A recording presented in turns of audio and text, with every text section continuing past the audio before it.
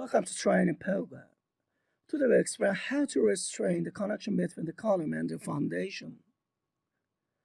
At the plan where you can see position of the failure and height of the building. For example, it's a first 3 and 2. If you click on the move then a move icon, you can change the position in terms of height. To create a boundary between the column and the foundation, you must change the value to a height of 0. Let me do it.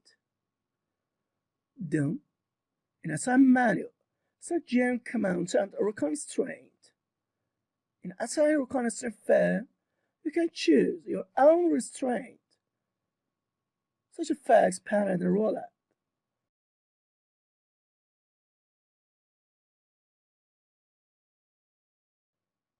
First, you select all connection joints, and then you can select any of them you need in your structures. Thanks for watching.